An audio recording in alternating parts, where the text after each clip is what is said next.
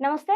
Welcome to our channel. నేను మీ పద్మావతి. ఈరోజు మనతో పాటు ప్రముఖ ఆధ్యాత్మికవేత్త మరియు వాస్తు జ్యోతిష్య పండితులు శేషగిరిరావు గారు ఉన్నారు. మరి ఆయనతో మాట్లాడి రాబోతున్న ఏకాదశి యొక్క ప్రత్యేకత ఏంటి? మరి ఆ రోజు ఏం చేయాలి? వీటన్నిటి గురించి తెలుసుకునే ప్రయత్నం చేద్దాం. మీరు కూడా నమస్కారం గురువుగారు. నమస్తే అమ్మ.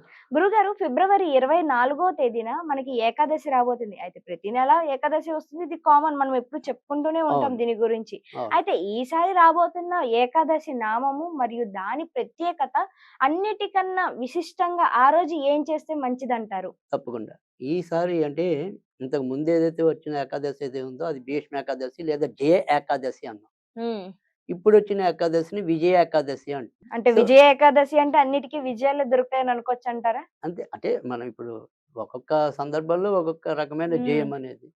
సో, జయము అనేదానికి, విజయము అనేదానికి ఒకసారి తేడా ఏంటనేది కూడా నేను మన దగ్గర ఒక వీడియోలో కూడా చెప్పాను. జయము హ్మ్. అనేది ఏంటంటే గనక మన వ్యక్తిగతంగా వివిధ కార్యాల్లో సాధించే దాన్ని జయము అంటాం. సామూహికంగా ఆచరించే దాన్ని విజయము అంటాం. హ్మ్.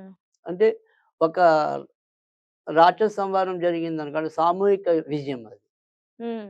సో, మీరొక పరీక్షల్లో విజయ పొందాము. దాన్ని జయమనాలసలు. ఓకే. సో, ఇది దాన్ని తేడా లేకుండా ఓకే. ఆడేస్తాం ఇలా. అవును. సో, జయము, విజయము అంటే రెండిటికి కొద్దిగా చిన్న వ్యత్యాసం ఉంది అంతే. హ్మ్. సో, ఇక్కడ విజయం అనేదేంటంటే సామూహికంగా అందరికి మంచి జరగటం అనేది. సామూహికంగా అందరికి జయం కావటం అనేది. హుహు. సో, అది విజయ ఏకాదశి అనుకోండి. హ్మ్. తర్వాత రెండోది గనక చూస్తే గనక మనకి ఎవరైతే మరి ఈ వైకుంఠానికి ద్వారపాలకులు జయ విజయులు. హ్మ్. హ్మ్. సో, అంతకుముందు జయుడయ్యాడు. ఇప్పుడు విజయుడవుతున్నాడు. హుహు. సో, అదొకటి. కాపోతే ఇక్కడ మనం ఈరోజు చెప్పుకునే రెమెడీ ఏంటంటే, ఇప్పటికే మన యొక్క హరిద్వార్ కుంభమేళా అనేది ఏదైతే ఉందో, అవును. అది ఇంచుమించు చివరికి వచ్చేసింది. సో, ఇంచుమించుగా మనకి భోగి పండుగ నాడు బిగినయి, ఇప్పుడు ఇదే నెలలో ఫిబ్రవరి 26తో అంటే 45 రోజులు ఈ మహాకుంభమేళా అనేది విజయవంతంగా చేసుకుంటూ వస్తున్నాం. సో, ఇక్కడ మహాశివరాత్రితో ఇది పూర్తవ్వటం అనేది ఉంటుంది. అయితే ఇప్పటికి కూడా మనం గతంలో కూడా ఒక చిన్న వీడియో ఒకటి చేసాము. ఇప్పుడు ఇంక చివరి అవకాశం. అంటే మనం అంత దూరం వెళ్ళలేం. హ్మ్. ఆహ్, ఈ పెద్దవాళ్ళకి అక్కడ అంటే మనం ఆచరించేది అంటే ఇవాళ ఏకాదశి నాడు ఇవాళ నేను చెప్పబోయేదేంటంటే, అంత దూరం వెళ్లి ఎవరైతే ఈ పితృకర్మల్ని నిర్వహించలేకపోతున్నారో, హ్మ్. ఎవరైతే కానీ చెయ్యాలని ఆశ ఉంటుంది. అయ్యో! నేను కూడా మా పెద్దవాళ్ళ కోసం స్మరించి ఇలా ఏదైనా కొద్దిగా ఏదైనా చేసుంటే బావుండేది. అందులో ఇది 144 ఏళ్ల తర్వాత వచ్చేదంటున్నారే. నేను అంత దూరం వెళ్ళలేకపోయానే. ఇలా ఈ రకమైన మానసిక చింత అనేది ప్రతి ఒక్కళ్ళకి ఉంటుంది. అవును. సో, వెళ్ళినవాడు అదృష్టవంతుడు. వెళ్ళినా పెట్టలేని వాళ్ళు కొంతమందుంటారు. ఎందుకంటే అక్కడున్న తాకిడి అనుకోండి, లేదా అక్కడ చేస్తున్న తంతు వీళ్ళకి సంతృప్తి కలిగించకపో దానివల్ల విరమించుకునే వాళ్ళు కొంతమందుంటారు. సో, ఏదైనా కారణాలు ఏవైనా అవ్వచ్చు. కానీ పెట్టలేకపోవటం అనేది కూడా ఉంటుంది. కానీ ఏదైతే ఇప్పుడు ఉన్న ఈ వ్యతిపాత శ్రాద్ధం అని అంటే ఇప్పుడు మనకి కేవలం ఈ విజయ ఏకాదశి నాడు వ్యతిపాత శ్రాద్ధం అని కూడా వస్తోంది. హ్మ్. సో, కనుక ఈ వ్యతిపాత శ్రాద్ధం అనేది పితృకర్మలు ఆచరించడానికి చాలా అనువైన రోజు. హుహుహు. కనుక ఖచ్చితంగా ఈ రోజు కూడా ఏకాదశి కలిసి రావటం, తర్వాత వ్యతిపాత శ్రాద్ధం కలిసి రావటం, దీనివల్ల కూడా ఈ రోజు కూడా ఖచ్చితంగా మహాకుంభ మేళాలో ఇసుకేస్తే రాలనంత జనం ఇప్పటికే ఉన్నారు. అవును. ఇప్పుడు కూడా అలానే ఉంటుంది. ఈ రోజు కూడా అలానే ఉంటుంది. హ్మ్. సో, ఎందుకంటే ఇది కూడా చాలా విశిష్టమైన రోజు. సో, ఖచ్చితంగా ఇది మనం ఈ రోజు నిర్వహించడం. ఎందుకంటే చక్కగా ఏకాదశి కలిసొచ్చింది. తర్వాత మరి దానికి వ్యతిపాత శ్రాద్ధం కలిసొచ్చింది. ఇంతకంటే మన పెద్దవాళ్ళ కోసం నిర్వహించడానికి మరో మంచి రోజు రాదు. హ్మ్.